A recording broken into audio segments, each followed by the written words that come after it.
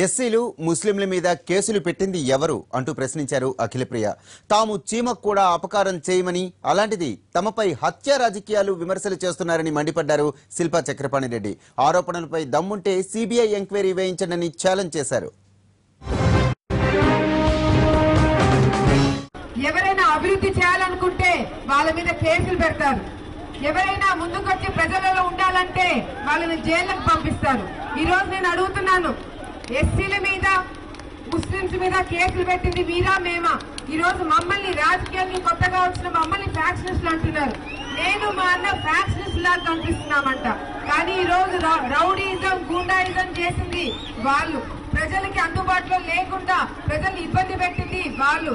ఈ రోజు ఈ పోటీ జరుగుతుందంటే అది కేవలం వైసీపీకి తెలుగుదేశం పార్టీకి కాదు, నీతికి అవినీతికి, మంచికి చెడుకి. మాట్లాడితే ఇప్పటికైనా మర్యాదగా ఉండండి. మాట్లాడడం చూస్తే మీ కథ కడుగుతా.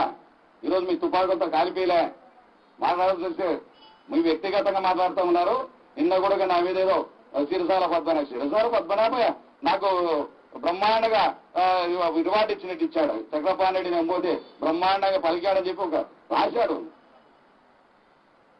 దాన్ని రాశాడు, ఇది చక్రపాణి రెడ్డి నన్ను బ్రహ్మాండంగా చూసుకున్నాడు అని ఒక పని విషయాల్లో పోతే వాళ్ళన్న పోతే డిఎస్పీ దగ్గరికి ఇవ్వమన్నాడు అని చెప్పి అది ఒక్కపాటు మాట్లాడితే దాన్ని చిరసాల పద్మనాభ నీ వల్ల తెచ్చినాను.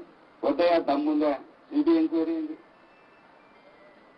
మీకు ఎవరికైనా దమ్ముంటే సిబిఐ ఎంక్వైరీ అండి. దమ్ము మీకు పార్టీ మీదే. నేను రెడీ ఛాలెంజ్. ఎవరైనా దమ్ముంటే రావాలి, ఇప్పుడే ఛాలెంజ్ చేస్తా ఉన్నా. మనసుకు నొప్పిని కలిగే మాటలు దయచేసి మాట్లాడకూడదు.